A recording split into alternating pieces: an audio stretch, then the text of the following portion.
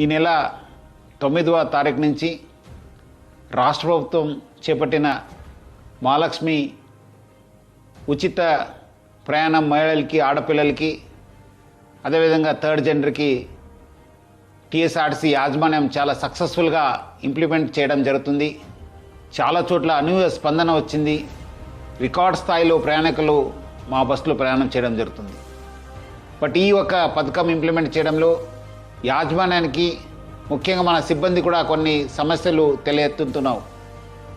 ముఖ్యంగా చాలామంది మహిళలు తక్కువ దూరంకి వెళ్ళే వాళ్ళు కూడా మన ఎక్స్ప్రెస్ బస్సులో ఎక్కి దూర ప్రాంతం వెళ్ళే ప్రయాణికులకి ఇబ్బంది కలిగించే విధంగా ప్రయాణం చేస్తున్నారు. వాళ్ళందరికీ కూడా నా తరఫు నుంచి, యాజమాన్య తరఫు నుంచి కోరుతున్నాను, మీరు తక్కువ దూరంలో వెళ్ళే వాళ్ళైతే వెలుగు బస్సులో ప్రయాణించాలని చెప్పి నేను మరీ కోరుతున్నాను. అదేవిధంగా కొంతమంది మహిళలు స్టేజ్ కాకుండా మధ్యలో, రోడ్ మధ్యలో ఆపడము, లేదంటే ఎక్కడ కావాలో అక్కడ ఆపండి అని చెప్పి అడుగుతున్నారు. దీనివల్ల కూడా చాలా దూర ప్రాంతంలో వెళ్ళే వాళ్ళు కూడా చాలా ఇబ్బంది కలుగుతుంది. స్టేజ్ దగ్గర మాత్రమే మా బస్సు ఆగడం జరుగుతుంది.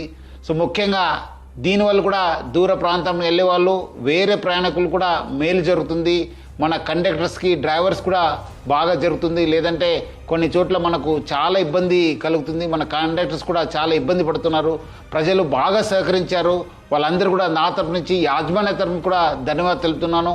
వచ్చే రోజు కూడా ఈ ఒక స్కీమ్ని ఇంప్లిమెంట్ చేయడానికి మహిళలు, ఆడపిల్లలు, థర్డ్ జెండర్ వాళ్ళందరూ కూడా సహకరించాలని చెప్పి నేను మరీ యాజమాన్య తరపు నుంచి అందరు కోరుతూ, మహిళా లోకానికి, ఆడపిల్లలకి, థర్డ్ జెండర్ అందరూ కూడా నేను యాజమాన్య తరపు నుంచి కూడా సహకరించేందుకు పేరుగా ధన్యవాదాలు తెలుపుతున్నాను.